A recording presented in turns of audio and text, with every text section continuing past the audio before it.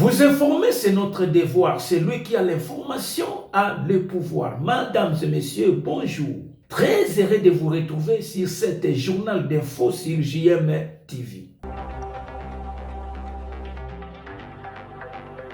Au sommaire, Sam Malukonde, président du Sénat, sensibilise les Katangais à l'union sacrée.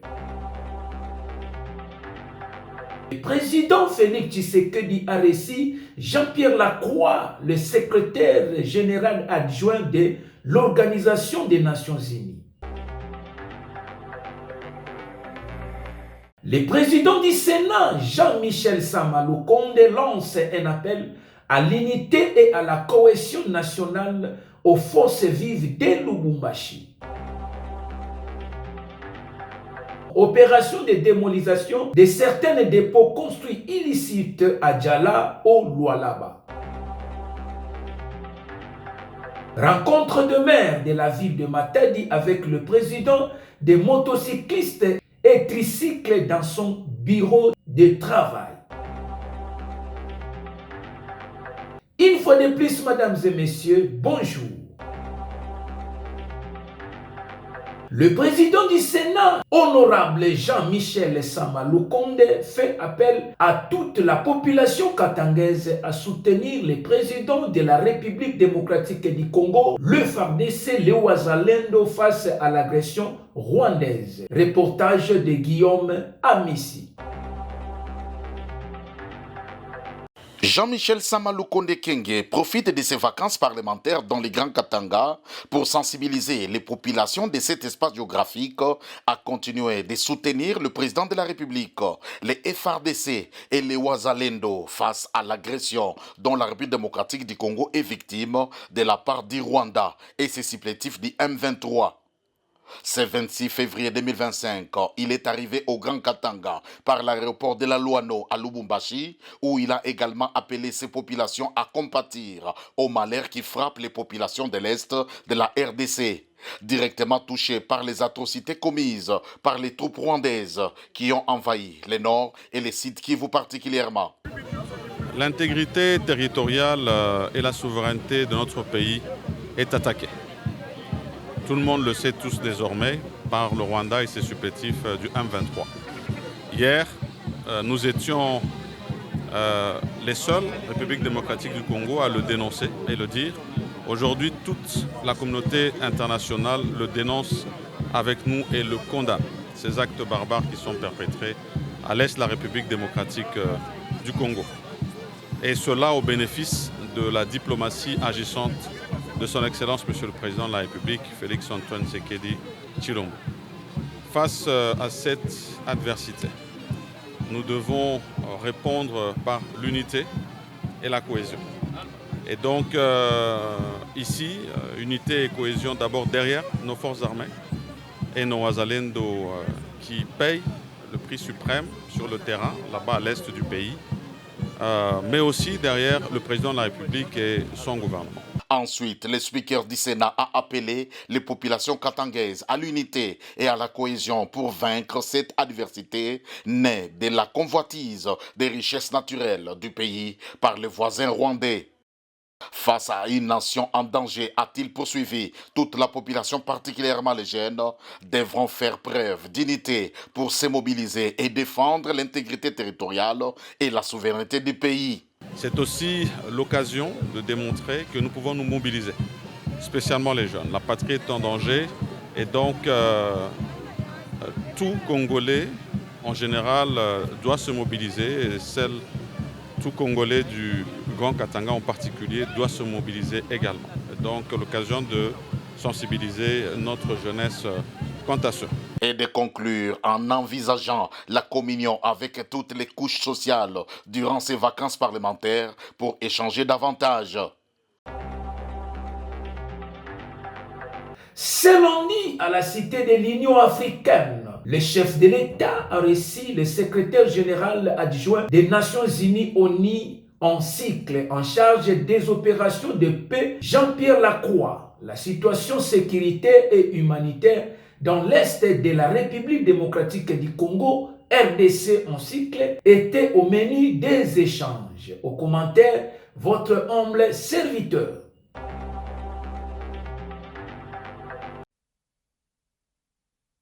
Reçu ce jeudi à la Cité de l'Union africaine par le président de la République Félix-Antoine Tshisekedi Tshilombo en compagnie de Bintou Keïta, représentante spéciale du secrétaire général des Nations Unies et chef de la MONUSCO, Jean-Pierre Lacroix, secrétaire général adjoint de l'ONU chargé des opérations de maintien de la paix, a dit avoir eu avec le chef de l'État des entretiens sur les efforts visant à faire cesser les hostilités dans l'Est de la République démocratique du Congo, à activer les processus diplomatiques et à ramener la paix durable ainsi que la résolution de cette situation dramatique qui a occasionné trop de victimes congolaises et la perte aussi des soldats de la paix. Face à cette situation, le haut fonctionnaire des Nations Unies s'est réjoui de l'adoption à l'unanimité de la résolution 2773 du Conseil de sécurité des Nations Unies. Nous avons une plateforme aujourd'hui sur la base de laquelle nous allons travailler. C'est la résolution 2773 du Conseil de sécurité qui a été adoptée à l'unanimité et qui contient un certain nombre de messages très importants s'agissant d'abord du respect de l'intégrité territoriale de la République démocratique du Congo, s'agissant de la nécessité que les hostilités cessent et aussi la nécessité que soient mis en œuvre les engagements qui ont été pris dans le cadre des processus diplomatiques, notamment le processus de Luanda, mais aussi celui de Nairobi. Il y a aussi des messages importants de soutien à la MONUSCO qui sont d'autant plus appréciés que nos peacekeepers connaissent une situation difficile, en tout cas dans les zones qui sont actuellement contrôlées par le M23, avec aussi la présence des forces armées du Rwanda. Ce que je veux dire, c'est que d'une part, la MONUSCO est déterminée à continuer à remplir ses responsabilités, y compris s'agissant de la protection des personnes qui sont actuellement protégés dans nos bases. Je rappelle qu'il y a notamment beaucoup de combattants, soldats désarmés des FARDC que nous protégeons en stricte conformité avec le droit international humanitaire. Ce que je veux dire également, c'est que naturellement, lorsque les hostilités cesseront, la MONUSCO sera prête à faire tout le nécessaire pour superviser le respect de la cessation des hostilités et faire en sorte que les obligations soient respectées et que les violations fassent l'objet d'un rapport. La présence à Kinshasa du secrétaire général adjoint des Nations Unies coïncidant avec les bombardements de la population à Bukavu ce jeudi, lors d'une cérémonie organisée par les forces d'occupation, Jean-Pierre Lacroix a réitéré l'importance de faire respecter et d'appliquer la résolution 2773 du Conseil de sécurité des Nations Unies par toutes les parties prenantes, le pays contributeur des troubles, les membres du Conseil de sécurité et ceux des organisations régionales appelés tous à travailler dans la même direction. Au cours d'une matinée du 27 février 2025, au chapiteau du gouvernorat, le président du Sénat, Jean-Michel Sama Lukonde, a lancé un appel à cohésion nationale aux forces vives de Lubumbashi. Reportage de Guillaume Amissi. L'unité et la cohésion nationale étaient les mots-clés à la matinée de sensibilisation et de mobilisation de toutes les couches de la population du Haut-Katanga, organisée et animée ce jeudi 27 février 2025 par l'honorable président du Sénat, Jean-Michel Sama Lukonde Kyenge, au chapiteau du gouvernorat de la province du Haut-Katanga. Accompagné du président de l'Assemblée et du gouverneur du Haut-Katanga, le président du Sénat a lancé un message fort à toute la population du Grand Katanga, à l'unité et à la cohésion nationale. C'est l'unité et la cohésion. Nous avons dit face à l'agressivité, face à la guerre qui nous est imposée, la réponse c'est l'unité et la cohésion et l'engagement.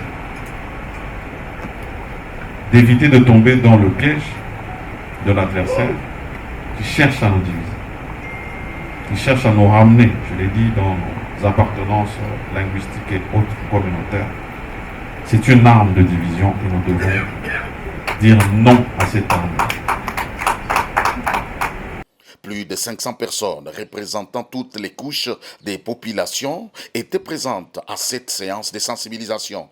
Jean-Michel Samalou Kondé a voulu, à travers cette matinée de sensibilisation et de mobilisation, réaffirmer son engagement personnel à pouvoir mobiliser la population katangaise face à l'agression rwandaise dans la partie est de notre pays. Nous devons être solidaires, non seulement dans la douleur, mais aussi dans l'effort de reconstruction. Chacun a un rôle à jouer. L'État, la société civile, la diaspora, les jeunes et tous les aînés. Que je puisse dire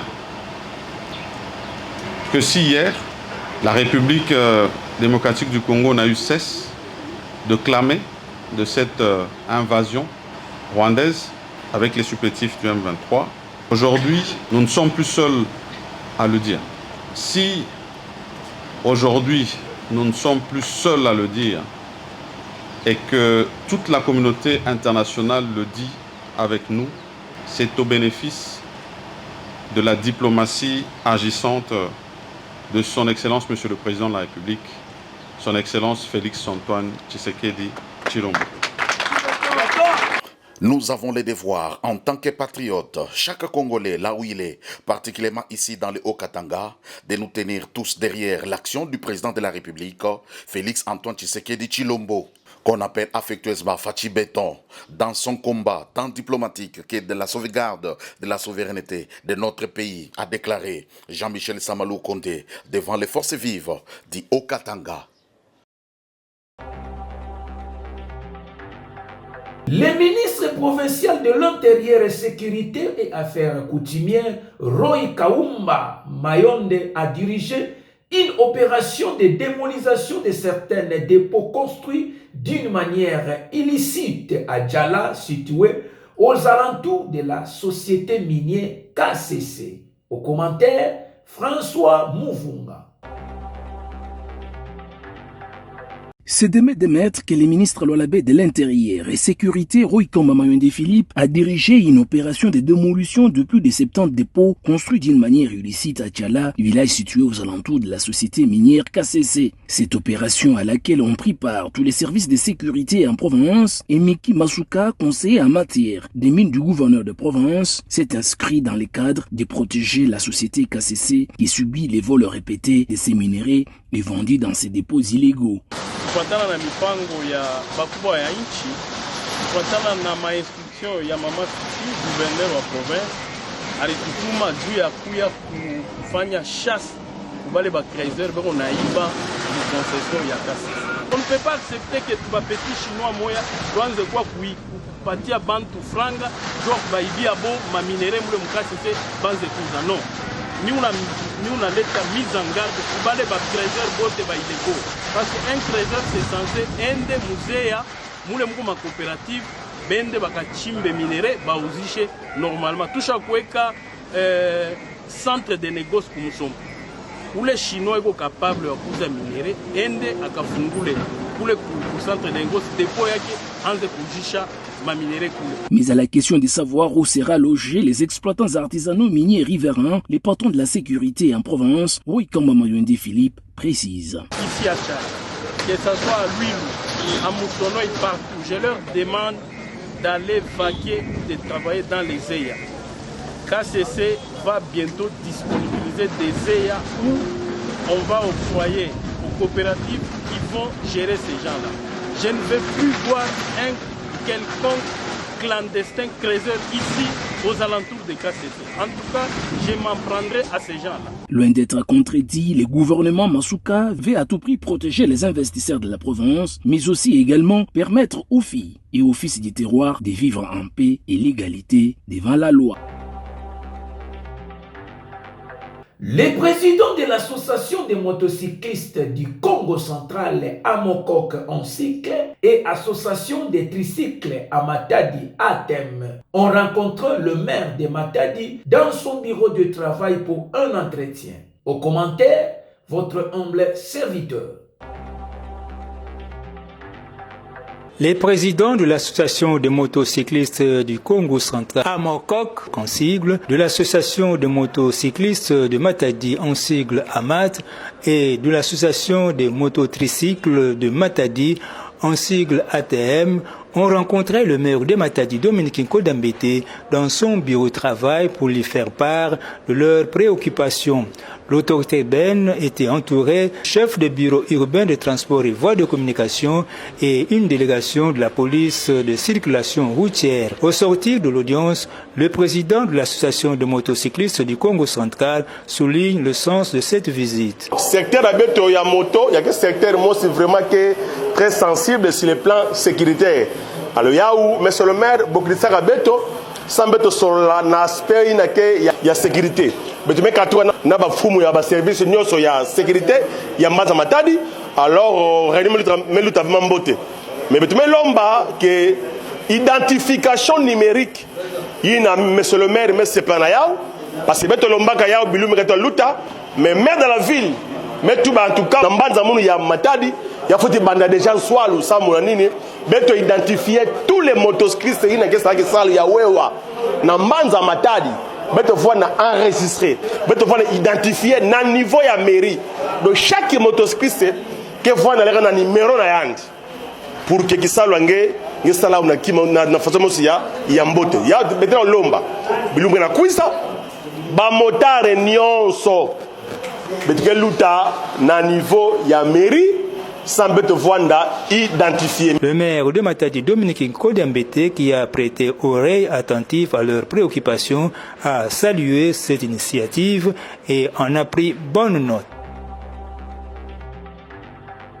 Mesdames et messieurs, c'est par ici que nous bouclons notre journal d'info sur JM TV. Merci de nous avoir suivis. Restez toujours branchés et on se retrouve demain à la même heure.